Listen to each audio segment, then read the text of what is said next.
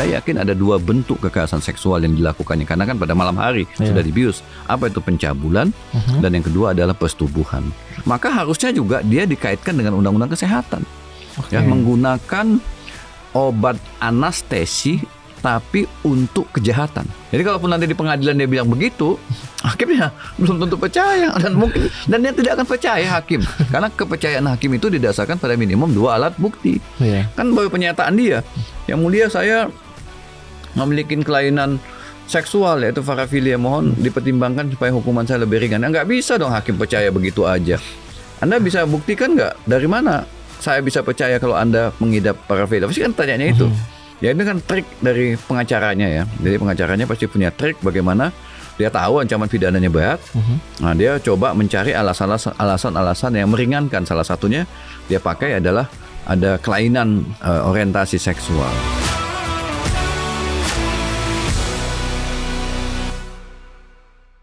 Halo Smart Viewers, selamat datang di Good Talk di Binus TV sebagai digital content creator kampus pertama di Indonesia. Smart Viewers, baru aja ini kita dikejutkan dengan sebuah kasus tindak pidana kekerasan seksual yang dilakukan oleh oknum dokter PPDS di RSHS Bandung. Nah, untuk membahas kasus ini lebih lanjut lagi, kita sudah kedatangan ahli hukum pidana dari Binus University. Say hello to Pak Ahmad Sofyan. Halo Pak, apa kabar? Halo Brian, selamat bertemu kembali ya di acara Good Talk untuk para smart viewers ya. Terima kasih juga Pak udah mau datang. Sehat-sehat ya Pak ya? Sehat, alhamdulillah sehat. Oke, sebelumnya nih Pak, boleh dijelaskan dulu nggak sih Pak secara general kasus Dokter Priguna ini gimana sih Pak? Iya, kasus Dokter Priguna ini memang menghentak ya di tengah maraknya kekerasan seksual, tapi ternyata pelaku kekerasan seksual itu adalah seorang dokter, calon dokter spesialis karena dia sedang mengikuti PPDS ya, pendidikan dokter spesialis ya di Fakultas Kedokteran Universitas Padjadjaran Bandung ya. Nah, tersangka yang saat ini sudah jadi tersangka ya, melakukan tindak kekerasan dengan melakukan bujuk rayu, tipu muslihat, seolah-olah ingin memeriksakan darah apakah memiliki kecocokan atau tidak, yang kebetulan orang tuanya sedang berada di ICU ya, di ICU Rumah Sakit Hasan Sadikin Bandung. Nah kemudian pada malam hari dibawa ke lantai 7 ya untuk dibius. Nah ketika dibius itulah terjadi kekerasan seksual. Saya yakin bentuk kekerasan seksualnya yang memang tidak digambarkan di dalam pemberitaan ini, saya yakin ada dua bentuk kekerasan seksual yang dilakukannya. Karena kan pada malam hari sudah dibius. Apa itu pencabulan? Dan yang kedua adalah persetubuhan. Dan persetubuhan itu memang terbukti. Kenapa? Karena ada penetrasi yang dibuktikan dengan visum yang diterbitkan oleh rumah sakit. Nah dari situ menunjukkan bahwa Dokter Adi Guna ini telah melakukan persetubuhan, tapi sebelum melakukan persetubuhan pasti dia melakukan pencabulan. Cuman pencabulan tentu karena pasien dalam keadaan tidak sadar, kita tidak tahu apa bentuk cabul yang dilakukan oleh dokter ini. Oke, berarti dalam kasus ini tuh ada berapa alat bukti Pak? Dalam kasus ini si Dokter Adi Guna ini kan sudah ditetapkan sebagai tersangka ya. Dalam konteks hukum pidana, ketika seseorang ditetapkan sebagai tersangka, itu artinya penyidik dari Polda Jawa Barat ya, itu telah memiliki sekurang-kurangnya 2 alat bukti. Nah, dalam kasus tindak pidana kekerasan seksual yang diatur dalam Undang-Undang 12 2022, itu alat bukti ada diatur dalam pasal 24 dan 25. Jadi alat bukti itu apa? Keterangan saksi korban. Kemudian yang kedua adalah surat. Dalam hal ini adalah visum et effectum. Kemudian saya yakin juga Polda juga telah melakukan pemeriksaan psikologis untuk melihat dampak kekerasan seksual ini pada psikologinya atau pada mentalnya, sehingga mungkin juga telah ada visum et effectum psychiatricum. Kemudian apalagi alat buktinya? Tentu ada saksi-saksi yang melihat atau mendengar atau mengetahui ya dari keluarga pasien lah ya, keluarga pasien atau dokter atau perawat yang melihat, misalnya dokter membawa si pelaku tadi, tersangka tadi membawa korban ke lantai 7. Itu udah cukup. Jadi melihat tanpa harus melihat dengan mata telanjang ada persetubuhan itu. Tapi melihat aja membawa pasien atau korban ke lantai 7 oleh dokter itu udah cukup ya pengetahuan tentang itu. Jadi kemudian juga dalam TPKS, selain ada keterangan saksi, korban, saksi-saksi, dan visum et repertum juga keterangan ahli. Jadi ahli akan diperiksa juga, ya, atau sudah diperiksa. Karena kan sebelum melakukan pencabulan dan persetubuhan ini, atau dalam konteks hukum pidana kita disebut dengan kekerasan seksual, dia melakukan bius. Ya. Bius itu juga sebetulnya jika disalahgunakan bukan untuk medical treatment, ya, tetapi untuk penyalahgunaan sebagai seorang dokter, maka harusnya juga dia dikaitkan dengan undang-undang kesehatan, ya, menggunakan obat anestesi tapi untuk kejahatan, kan penyalahgunaan.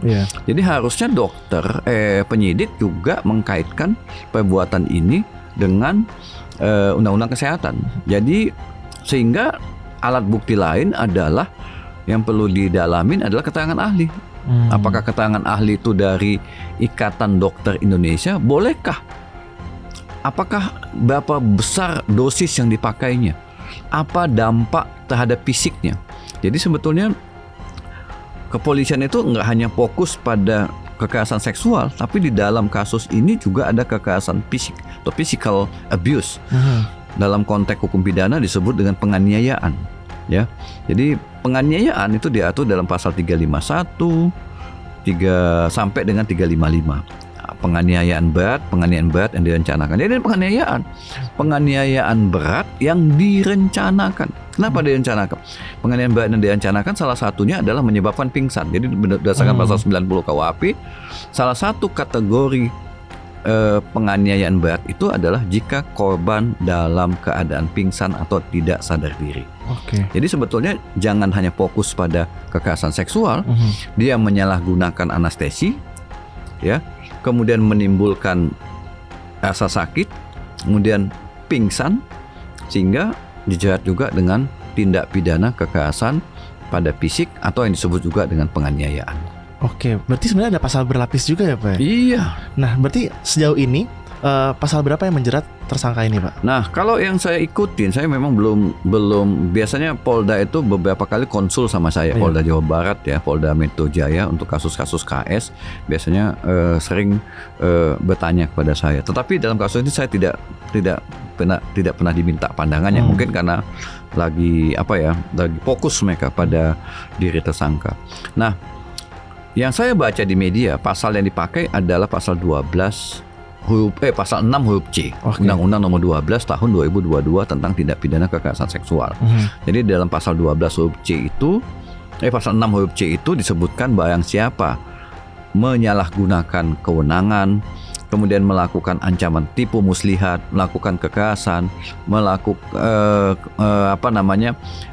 bujuk rayu tipu muslihat, yang memanfaatkan kerentanan, kemudian melakukan pencabulan atau persetubuhan pada seseorang, diancam dengan pidana selama-lamanya 12 tahun dan atau denda sebanyak-banyaknya 300 juta. Itu pasal 6 huruf C Undang-Undang Nomor 12 Tahun 2022 tentang tindak pidana kekerasan seksual. Yang baru saya lihat adalah pasal itu dijungtukan juga dengan pasal 64. Pasal 64 itu adalah konkursus atau perbuatan berlanjut atau perbuatan berulang. Nah, sebetulnya ada pasal-pasal lain yang bisa dipakai, cuman ancaman pidananya lebih rendah. Selain itu, sebaiknya juga pihak kepolisian menjungtukan dengan pasal 15 ayat 1 huruf B. Jadi pasal 15 ayat 1 huruf B itu mengatur tentang pemberatan hukuman. Jadi barang siapa melakukan kekerasan seksual di mana pelaku adalah seorang tenaga kesehatan, seorang dokter, seseorang pegawai yang harusnya menjaga dan melindungi korban, maka ancaman pidananya ditambah sepertiga. Dan ditambah sepertiga dari ancaman yang sudah diatur di dalam pasal 6 huruf C. Jadi kalau pasal 6 huruf C ancaman pidananya adalah 12 tahun dan atau denda 300 juta, berarti ditambah sepertiga. Jadi pasal 15 ayat 1 huruf B. Berapa tahun jadinya? Maksimum jadinya 16 tahun dan atau denda sebanyak-banyaknya 400 juta. Jadi penambahan sepertiga itu harus dipertimbangkan, harus pasal 15 ayat 1 huruf B itu harus dimasukkan di dalam berita acara pemeriksaan yang dibuat oleh pihak penyidik kepolisian daerah Jawa Barat. Oke, berarti karena status dia sebagai tenaga kesehatan Iya. juga mempengaruhi ya Pak? Ya? Mempengaruhi pembebasan hukuman. Sebenarnya ini saya pengen iseng Iya. penasaran aja nih Pak. Iya. Selain tenaga kesehatan, apa aja sih Pak profesi-profesi yang bisa dijerat dengan pasal ini? Guru? Dosen, Oke. karena disebut tenaga pendidik ya. Mhm. Jadi kalau dosen melakukan kekerasan seksual pada mahasiswa, ya maka ancaman pidananya bisa ditambah 1/3. Demikian juga guru melakukan kekerasan seksual kepada siswa, itu ancaman pidananya ditambah 1/3. Atau lembaga-lembaga atau orang-orang yang dikasih mandat, misalnya ayah angkat, ayah tiri, pengurus panti asuhan misalnya, ya pengasuh, ya, atau orang-orang yang menjaga orang tersebut, misalnya sipir, ya sipir kan juga menjaga tahanan, ya petugas-petugas yang dikasih mandat oleh undang-undang untuk menjaga seseorang, tapi dia malah melakukan kekerasan seksual, itu juga bisa dipidana penambahannya 1/3 dari pidana yang terberat sebagaimana diatur dalam pasal 6 huruf C. Oke. Ya. Berarti dalam sejauh kasus ini pasal yang tadi Bapak sebutkan ini belum dimasukkan ya Pak ya? Menurut saya pemberatannya pasal 15 yang saya baca di media ya. Pasal 15 ayat 1 huruf B belum dijungtukan. Yang belum dijungtukan atau belum dimasukkan. Tapi nggak tahu perkembangan terakhir ya. Oke. Dia hanya memasukkan pasal 6 huruf C dan pasal 64. Sebetulnya dalam KUHP ada pasal 286. Barang siapa melakukan persetubuhan atau pencabulan kepada seseorang dalam keadaan pingsan atau tidak berdaya, dipidana selama-lamanya 9 tahun. Cuman itu pidananya rendah. Oh iya. 9 tahun. Ya, 9 tahun. Jadi kalaupun ditambah 1/3 dengan jungto pasal 64, 9 tahun ditambah 1/3 tambah 3 tahun berarti hanya maksimum, kalau kita pakai KUHP 12 tahun ya. Iya. Maksimum 12 tahun. Tapi kalau pakai undang-undang 12/2022, maka ancaman pidananya maksimum bisa 16 tahun dan atau denda maksimum bisa 400 juta rupiah. Oke.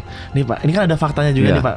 Tersangka mengakui kalau dia memiliki kelainan seksual Iya. atau parafilia. Parafilia, ya. Nah, apakah hal ini bisa menjadikan pertimbangan bagi para hakim Pak, dan bisa meringankan tuntutannya juga Pak? Kalau meringankan enggak ya, malah dia bisa kena double track pemidanaan, yaitu pertama hukuman yang maksimum tadi itu 16 tahun dan atau denda 400 juta plus dengan tindakan. Tindakan itu artinya dia harus disembuhkan, ya disembuhkan yang dari penyimpangan orientasi seksual tadi itu.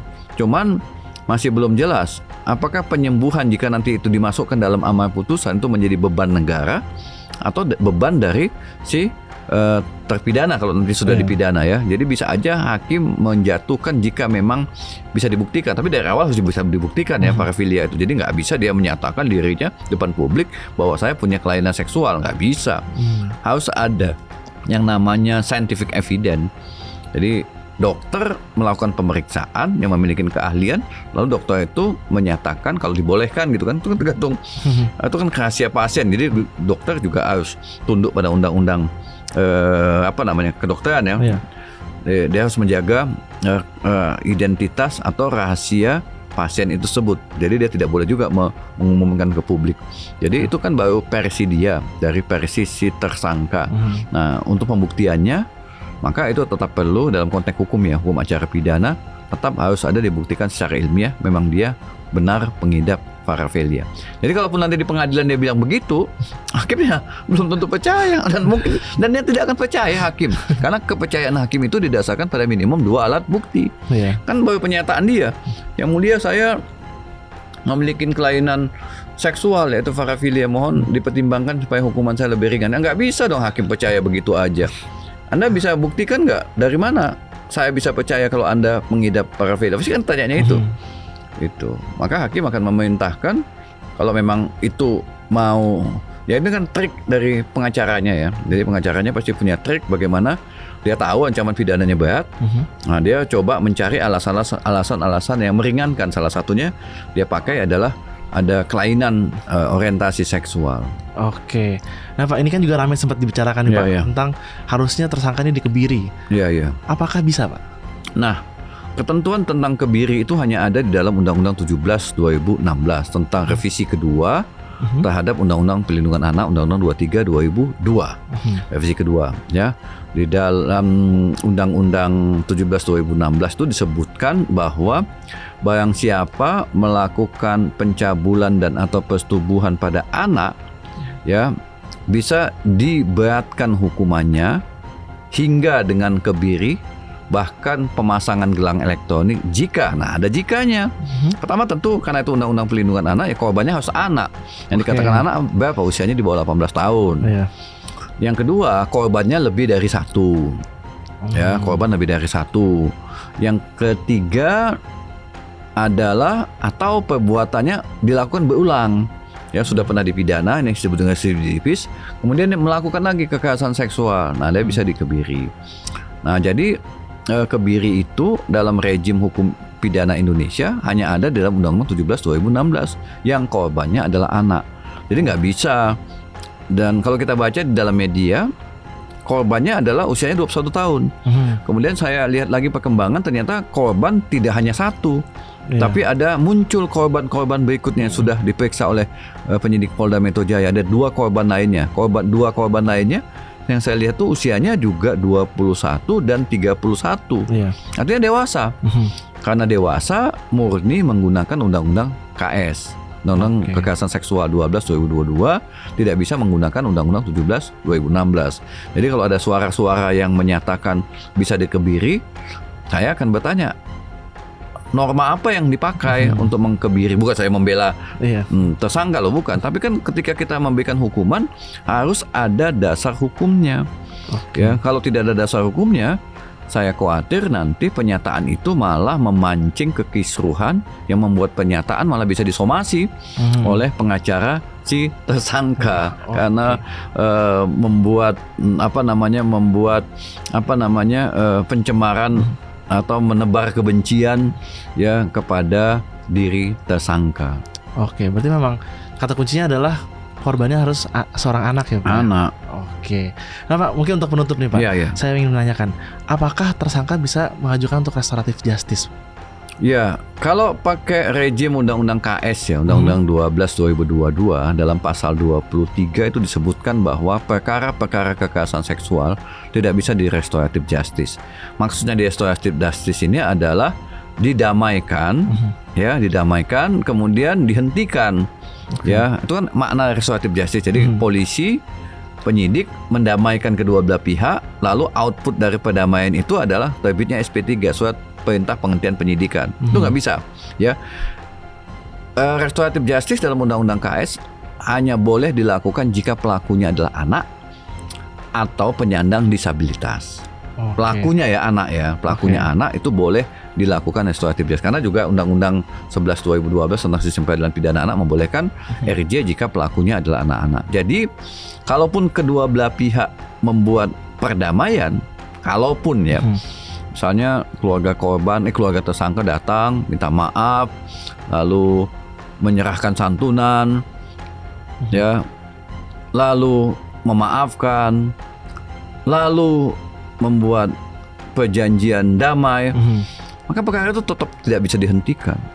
Tetap lanjut ke sistem peradilan pidana anak, sistem peradilan pidana untuk memeriksa si terdakwa. Nanti hakim yang akan memutuskan apakah perdamaian itu menjadi pertimbangan meringankan atau malah perdamaian itu menjadi pertimbangan memberatkan. Misalnya perdamaian itu dengan segala macam trik sehingga malah membuat korban menjadi lebih traumatis gitu. Jadi kalau ternyata perdamaian itu membuat korban makin traumatis, perdamaian itu malah menjadi alasan yang memberatkan ketika hakim mempertimbangkan untuk menjatuhkan hukuman pada diri terdakwa. Oke, berarti dalam TPKS ini nggak bisa dilakukan restoratif justice? Nggak bisa. Kecuali pelaku merupakan seorang anak ataupun penyandang disabilitas. Iya. Tapi apakah klaim dari tersangka yang merupakan seorang parafilia nih Pak, yang memiliki kelainan seksual ini bisa dianggap sebagai penyandang disabilitas? Parafilia, jadi penyandang disabilitas ini sebetulnya ketika melakukan kejahatan tidak menyadari perbuatannya itu. Ada juga penyandang disabilitas itu ya, penyandang disabilitas mental ya. Jadi Iya, itu trik sih bisa ya. Jadi dia mau menyatakan bahwa kliennya itu adalah parafilia, dan parafilia itu penyandang disabilitas. Karena penyandang disabilitas maka dia mau menggunakan alasan yang meringankan. Jadi hakim kan tidak sebodoh itu. Ketika Anda melakukan kejahatan itu, apalagi dengan bujuk rayu, tipu muslihat, apakah itu dilakukan oleh penyandang disabilitas? Kan orang yang rasional. Jadi perbuatan itu kalau menurut pandangan saya adalah rational choice, pilihan rasional. Dia sadar implikasi dari perbuatannya. Ya, jadi sehingga tidak ada alasan yang bisa menjadikan pertimbangan hukum hakim bahwa dia mengklaim dirinya parafilia dan bisa nanti bisa dibuktikan dengan scientific evidence, harusnya itu tidak jadi pertimbangan untuk meringankan hukuman bagi si terdakwa. Oke, Ya. baik. Terima kasih banyak Pak Sofyan sama-sama, sudah Brian. mau datang di episode Good Talk kali ini. Oke. Dan itu dia Smart Viewers, obrolan kita bersama dengan Pak Ahmad Sofyan terkait dengan kasus pemerkosaan yang dilakukan oleh Dr. Priguna. Langsung aja berikan pendapat kalian di kolom komentar di bawah ini, dan jangan lupa juga untuk like dan subscribe YouTube channelnya Binus TV. See you on the next episode of Good Talk and goodbye.